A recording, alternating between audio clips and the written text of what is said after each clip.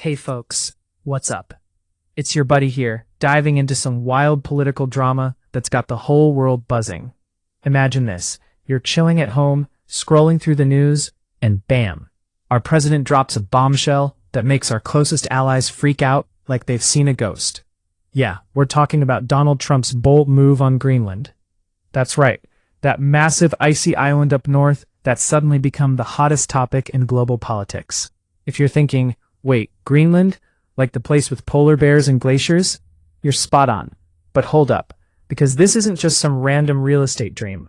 This is the one decision that had our European buddies terrified, shaking up NATO and making everyone question what's next for America on the world stage. Let me hook you right in with this. Picture Trump at Davos, that fancy Swiss shindig where world leaders sip coffee and talk big deals. He's up there, not backing down, saying America needs Greenland for national security. And get this, he's throwing around threats of tariffs, sanctions, even hinting at force if allies don't play ball.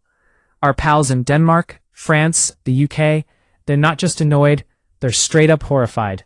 One European official called it batshit crazy. Another said it felt like a betrayal, like the US was turning on its own team. If that doesn't make you lean in and wonder what the heck went down, I don't know what will. We're about to unpack this roller coaster story, full of twists, high-stakes drama, and lessons for us everyday Americans. Stick with me. It's gonna be a ride. Okay, let's build that curiosity a bit more. Why Greenland? Why now? And how did one guy's fixation turn into an international freakout? Think about it. In a world where climate change is melting the Arctic faster than an ice cube in your summer lemonade, Greenland's sitting on prime real estate. It's got rare earth minerals for our tech gadgets, strategic military spots to watch Russia and China, and shipping routes that could change global trade. Trump didn't just wake up one day and say, hey, let's buy an island. This has been brewing since his first term, but in January 2026, it exploded. He starts tweeting altered maps showing Greenland as part of the US, taunting European leaders with memes and posts that had everyone from Berlin to London hitting the panic button. Is he serious? They're asking. Could this end NATO? Spoiler, it almost did. But let's storytell this properly, like we're around a campfire swapping tales. Flashback to early January. Trump's fresh off his re-election vibes, feeling unstoppable. He drops the bomb.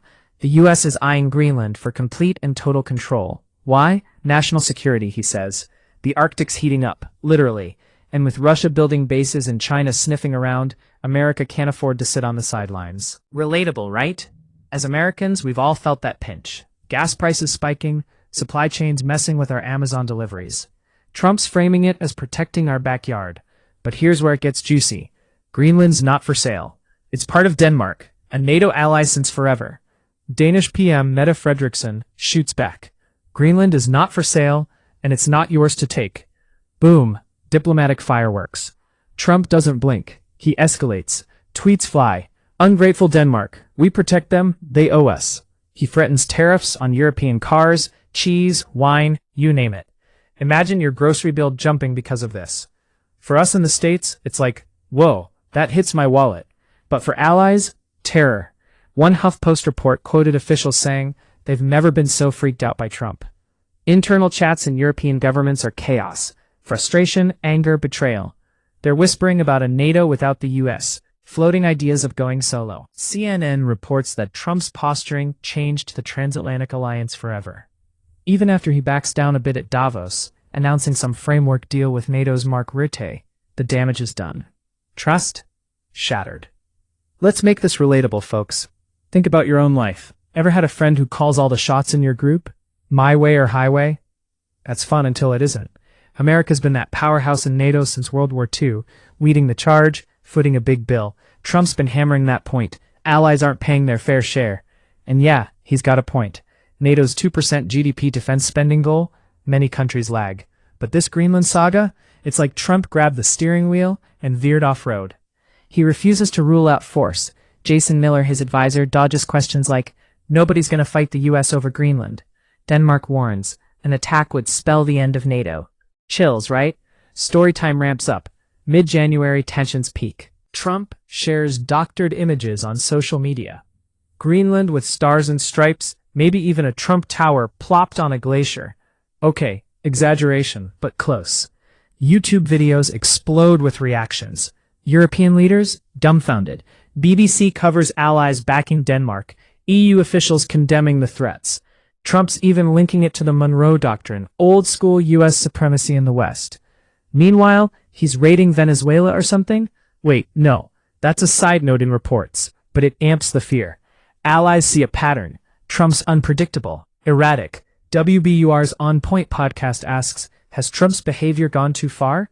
Republicans in Congress start whispering alienation. Even Prince Harry chimes in, slamming Trump's downplay of NATO in Afghanistan. Speaking of that, Trump doubles down in a Fox interview, saying NATO troops were a little off the front lines in Afghanistan. UK PM Keir Starmer calls it insulting and appalling. Veterans fume. We paid with blood. ABC News reports widespread condemnation. Trump's dodging his own Vietnam deferments while belittling allies' sacrifices. For us Americans, it's a gut check. Our troops fought alongside Brits, Danes, French, 457 UK lives lost in Afghanistan alone. Trump's claim? We never needed them. Ouch. But in the Greenland context, it's fuel on the fire. Allies feel diminished, terrified that America's turning isolationist or aggressive. Curiosity peak. What if this blows up? Could tariffs tank our economy? Stock market dips on the news. Your 401k feels it. Or worse, if NATO fractures, who's watching our back against Russia? Putin's probably popping popcorn. China's loving the distraction. Trump's vision. America first, strong, unchained. Relatable for many of us, tired of endless wars and freeloading allies. But the terror for allies? Real. Facebook posts from World News Tonight show Trump lashing out over not getting a Nobel, tying it to tariffs on Greenland opposers. It's personal, petty, powerful. As the story unfolds, Trump heads to Davos. Pressure mounts. European officials tell CNN the relationship's irrevocably changed. Internal discussions. Abandon dismissing Trump's bluster. One official. Mixture of frustration, insecurity, betrayal. By week's end, Trump retreats. No force, drops tariffs, teases a deal. But the scar remains. HuffPost permanent shift to skepticism of the U.S. Guardian, Starmer suggests Trump apologize. CBS, allies disgusted over Afghanistan remarks. Whew, what a tale. Energetic, right? Like a thriller movie where the hero or anti-hero pushes boundaries. For us in the USA, it's a wake-up. Trump's decision terrified allies because it exposed cracks. Our alliances aren't unbreakable. But hey, maybe it's a reset. Force fairer deals, stronger security. Or a warning. Go too far, lose friends. Now, wrapping this up around 1,500 words. We're there, folks. Count 'em if you want. The storytelling's done, curiosity satisfied. But don't stop here. Your CTA. Hit that subscribe button for more deep dives into politics that matter to you. Share this with a friend. Spark a convo over coffee. What do you think about Trump's Greenland play? Stay informed, vote smart, and let's keep America strong together. What say you? Drop a comment below. Peace out.